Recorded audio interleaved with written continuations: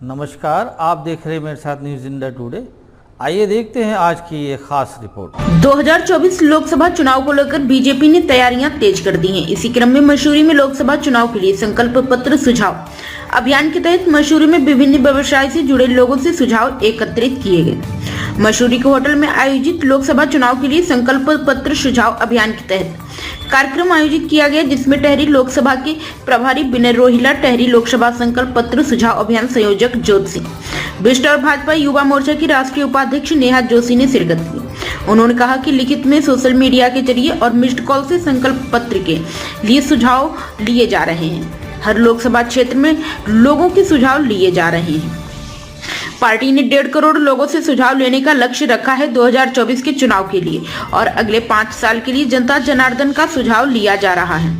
उन्होंने कहा कि विकसित भारत, आत्मनिर्भर भारत, विश्व मित्र भारत के सपने जो 2014 में अकल्पनीय थे, आज वो मोदी जी के नेतृत्व में साकार हो रहे हैं। उन्होंने कहा कि महिला, किसान, युवा, पिछड़ा, अल्पसंख्यक, अनुसूचित जाति और अनुसूचित जनजाति मोर्चा के पदाधिकारियों को अलग अलग वर्ग के बीच जाकर संकल्प पत्र के लिए उनके सुझाव लेने को सौंपा है। इस मौके पर मसूरी होटल एसोसिएशन अध्यक्ष Sanjay Agarwal, Uttarakhand hotel restaurant association के प्रदेश अध्यक्ष Sandeep Sahni, Mussoorie traders welfare association अध्यक्ष रजत अग्रवाल ने सुझाव समिति को प्रदेश में पर्यटन व्यवसाय के साथ इंफ्रास्ट्रक्चर को मजबूत बनाने के सुझाव दिए।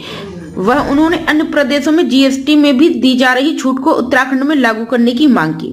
उत्तराखंड में बिजली पानी की दरें अन्य प्रदेशों से काफी अधिक हैं, इसको भी कम करने की बात कही। उन्होंने बताया कि मसूरी में होटल लाइसेंस को हर साल रिन्यू कराना पड़ता है, जिसके लिए उनको कई विभागों के चक्कर काटने पड़ते हैं,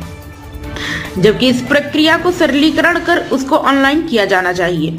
मसूरी में पार्किंग एक बड़ी समस्या है, जिसके निराकरण के लिए सरकार द्वारा ठोस प्लान तैयार किया जाना चाहिए। उन्होंने बताया कि मसूरी और नैनीताल को लेकर प्रदेश सरकार हाई पावर कमेटी बनाई गई थी, जिसके अध्यक्ष मुख्यमंत्री और प्रदेश के मुख्य सचिव करते थे, परंतु 2013 की आपदा के बाद हाई पावर कमेटी की बैठक ही नहीं हुई। मैं चाहे टिहरी लोकसभा की बात करूं या पूरे भारत की ही बात करूं, को किसी को कोई संशय नहीं रहा है कि इस बार भी फिर से भारतीय जनता पार्टी की सरकार आने वाली है और टिहरी से भी भारतीय जनता पार्टी की ही जीत होगी।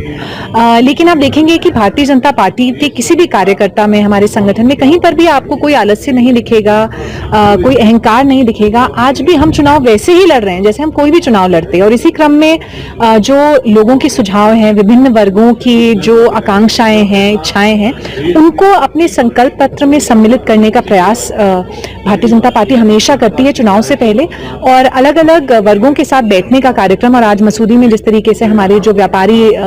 बंधु हैं, जो हमारे होटल एसोसिएशन के सारे सम्मानित सदस्य हैं, उनके साथ आज एक चर्चा का कार्यक्रम यहाँ रखा गया, क्योंकि यही कारण है, यही प्रक्रियाएं हैं जो भारतीय जनता पार्टी को औरों से अलग बनाती है, और यही कारण है कि लोगों के बीच में रहते हैं, उनकी बात सुनते हैं और नीति का निर्माण भी इन्हीं आधार पर करते हैं। यही कारण है कि आज भारतीय जनता पार्टी विश्व की सबसे बड़ी पार्टी है, और आज बात ये नहीं हो रही है कि सरकार किसकी बनेगी, केवल बात ये हो रही है कि 370 पार होगा या 400 पार होगा। माननीय नरेंद्र मोदी जी का जो 2047 का विकसित भारत का संकल्प है कि भारत विकासशील से आगे बढ़ करके और विश्व में विकसित देशों में सम्मिलित हो, इसके लिए जो उनकी तीसरी पारी में पूरे देश में वातावरण बना हुआ है कि मोदी जी तीसरी बार प्रधानमंत्री बनेंगे,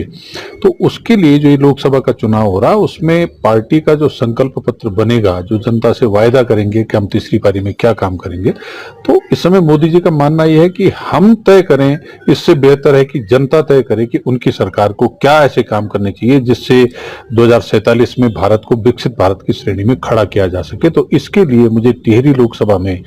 घोषणा पत्र के लिए सुझाव संकलित करने के लिए जो जिम्मेदारी दी गई, तो आज मसूरी में जो हमारे होटल एसोसिएशन के लोग हैं, उनसे, यहाँ के होटल के कर्मचारी, उनसे बातचीत करने के लिए मैं आया हूं। और मैं यहाँ पर जो हमारे साथी इस कार्यक्रम में भागीदार हो रहे हैं, हमारे लोकसभा के प्रभारी विनय रोहिला जी, हमारी राष्ट्रीय पदाधिकारी नेहा जोशी जी, और जो हमारे होटल एसोसिएशन के साथी हैं, उन सब से बातचीत करने के बाद एक जो फॉर्मेट है उस पर उन सब के लिखित सुझाव लेकर के और उसको नमो ऐप में अपलोड करके